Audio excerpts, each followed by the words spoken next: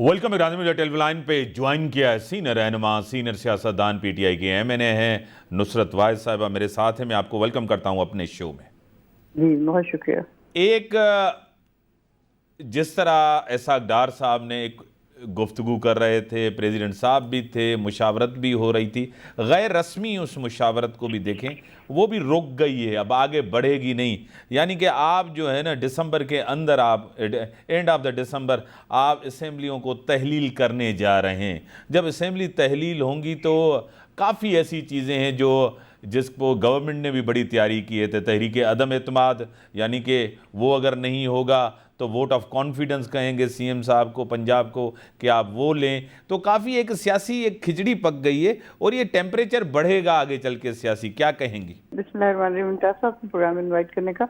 Actually ऐसा है कि जो बात शुरू से इमरान खान साहब कह रहे हैं हमारे, उनका सिर्फ एक मकसद है कि जल्द इलेक्शन हो जाए ताकि ये लोग जल्द से जल्द इस हुकूमत की जान छोड़ें और किसी ना किसी सूरत में हम लोग हुकूमत में आए और मुल्क को संभालें। क्योंकि आपको पता है 93% हम डिफॉल्ट पे जा चुके हैं। जितने मुल्कों के पास जाओ वो कोई मुल्क पैसा देने पे राजी नहीं है। अदरवाइज जो इनके पास पैसे की कमी के ये हालात आप देखें कि सोयाबीन और दूसरी जो शिप आके खड़े हुए हैं, महीना महीना हो गया है, और उसके अलावा वेजिटेबल और पता नहीं क्या क्या सारे शिप आके खड़े, सब खराब हो जाएगा। उसके खोलने तक के इनके पास पैसे नहीं है। ये लाखों में पेमेंट नहीं कर पा रहे हैं। लेकिन इसहाक डार कह रहे हैं ये तो बिला वजह जो है ना एक बातें और अफवाहें फैलाई जा रही हैं, कोई ऐसा डिफॉल्ट होने नहीं जा रहा। कौन कह रहा है बातें अफवाहें? इसहाक डार साहब कह रहे हैं। आप किसी बिजनेसमैन से मिले और पूछें उनके हालात क्या हैं। मैंने बिजनेसमैन से भी बात की। बिजनेसमैन लिटरली, मैं आपको बताऊं, मेरी एक दोस्त लाहौर में, शायद आप भी जानते हो, नीलम अरशद, उनके हस्बैंड से मेरी बात हो रही थी और उन्होंने कहा कि मैं लिटरली बंद करके ना घर में दरवाजा लॉक करके बैठ जाऊंगा, मुझे कोई नहीं निकाल सकता। मैं अपने बिजनेस को किस तरह कंटिन्यू करूं? कोई चीज नहीं है, कोई इनिशिएटिव नहीं है, कुछ नहीं है जिसके ऊपर। ये बड़े बड़े बिजनेसमैन की बात कर रही हूँ मैं, जो छोटे हैं बेचारे, उनके हालात सोचें। ये कोई अफवाह और इस तरह की चीज नहीं है।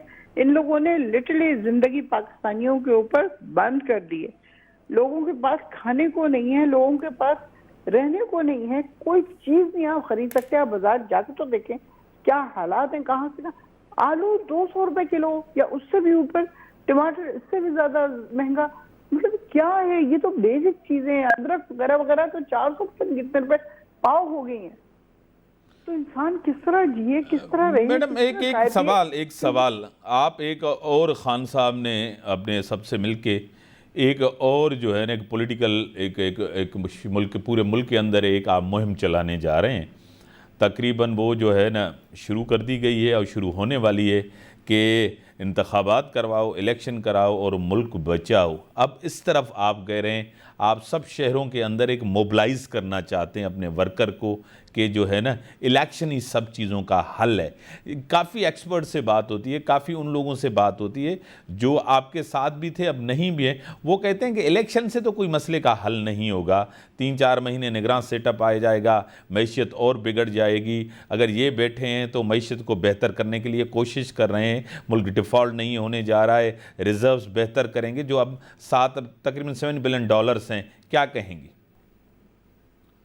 देखिए, हम लोग इस मुल्क को सिंसियरिटी चला रहे थे, इस बात का पता है ना। $8 अरब ये छोड़ के गए थे और उस पर किस तरह बचत कर करके एक पैनी जमा कर करके हम वहां तक पहुंचे कि 18 अरब रुपए डॉलर हो गए हमारे पास रिजर्व में।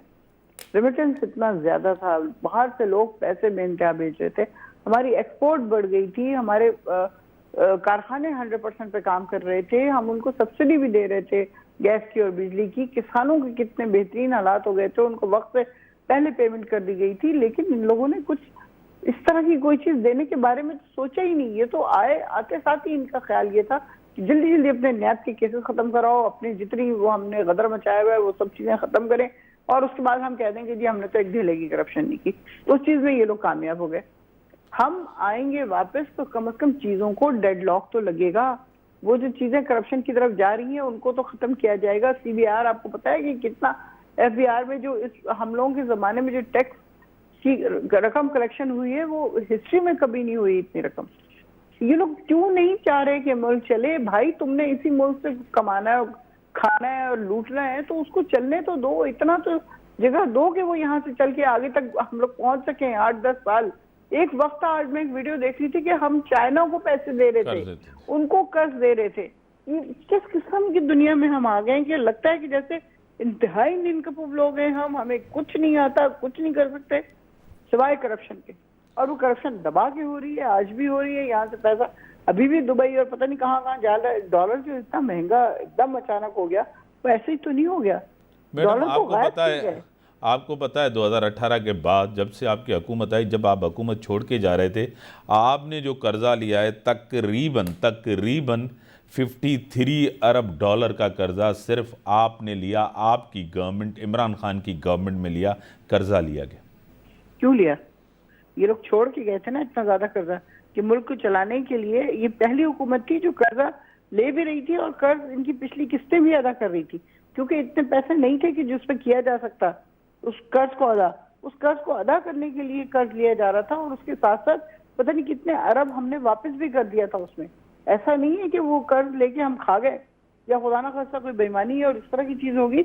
हम लोग उस तरह का काम किया ही नहीं है इमरान खान साहब ने जिसमें कि आप किसी तरह का ब्लेम उनको कर सके। उन्होंने जो भी लिया, चाहे कर्जा लिया चाहे कुछ भी किया, वो मुल्क को चला रहे थे, आगे की तरफ जा रहे थे हम। वो चीज को इन्होंने आके ब्लॉक कर दिया बस। आपको खुद पता है कि कुछ दिनों के बाद इमरान खान सब गलतियों को तस्लीम भी करते हैं। उनकी सबसे बड़ी गलती उन्होंने तस्लीम की कि मैंने जो एमनेस्टी स्कीम थी वो मेरी गलती थी। एक फ़ाइज़ ईसा के ऊपर जो केस बनाया गया वो मेरी गलती थी। नवाज शरीफ को जब बाहर भेजा गया वो गलती थी। क्या आप एज MNA, आपसे पर्सनल मेरा सवाल है, जिस तरह परवेज़ इलाही कह रहे हैं कि कोई डबल गेम इमरान खान के साथ नहीं, मोनस इलाही कह रहे हैं हमें कहा गया कि इमरान खान के पास जाएं, वो तो इमरान खान के बयानिए की नफ़ी है, इमरान खान के बयानिए को गलत साबित कर रहे हैं। यानी कि परवेज़ इलाही को वज़ीर आला बनाना भी एक गलती थी। देखिए, ये मेरे ख्याल में आपको पाकिस्तान में कोई दूसरा आदमी इस तरह का नहीं मिलेगा जो अपनी गलतियों को एक्नॉलेज कर रहा हो और पब्लिकली एक्नॉलेज कर रहा हो। उनसे गलतियां जाहिर हुई हैं, वो नया आदमी था सियासत में, और वैसे भी वो उस तरह के ट्रेडिशनल सियासतदान नहीं है जो झूठ पे और मक्कारी पे आप समझें कि उनकी जिंदगी गुजरी हो। वो सीधा आदमी है, जो उसके दिल में होता है वो उनकी जबान से होता है। वो इस तरह नहीं करते कि ऊपर से कुछ कहें अंदर से कुछ कहें, लाइक दीज पीपल की। क्योंकि जब खान साहब ने स्पीच की प्राइम मिनिस्टर की हैसियत से असेंबली में, तो उसके बाद बिलावल ने और शहबाज शरीफ ने कहा इमरान खान कदम बढ़ाओ, हम तुम्हारे साथ हैं, और उसके फौरन बाद बाहर निकलते हैं और बिल्कुल उसके ऑपोजिट प्रेस कॉन्फ्रेंस कर रहे होते हैं। तो हमारे साथ इस तरह की कंट्राडिक्शन आपको नहीं नजर आएगी, एटलीस्ट मेरे लीडर की नहीं नजर आएगी। बाकी पूरी दुनिया का तो मैं नहीं किसी की भी गारंटी ले सकती, लेकिन अगर वो ये बात एक्नॉलेज कर रहे हैं कि उनसे यहाँ पे गलतियां हुई हैं, तो ये बहुत बड़ी बात है। वो ना बोले, कोई रियलाइज भी नहीं करेगा, बस हो गई। जिस तरह नॉर्मल क्रिटिसिज्म होता है वो होता रहेगा, लेकिन वो खुद अपनी तमाम चीजों को खुद ही इम्प्रूव करना चाहते हैं, खुद ही अपने आप को बेहतर जगह पे लेके जाना चाहते हैं। इसलिए वो अपने ऊपर खुद ही क्रिटिसिज्म कर लेते हैं कि मैंने ये किया या मुझसे ये गलती हो गई जो नहीं करनी चाहिए थी, वो भी being new person in politics. वरना अदरवाइज अब मेरे ख्याल में इस तरह की चीजें बहुत कम होंगी इंशाल्लाह, अगर वो हुकूमत में दोबारा आ गए। बड़ी मेहरबानी नुसरत भाई साहब का पॉइंट ऑफ व्यू आपकी तरफ ना। ब्रेक जो टाइम जब ब्रेक कम होता है।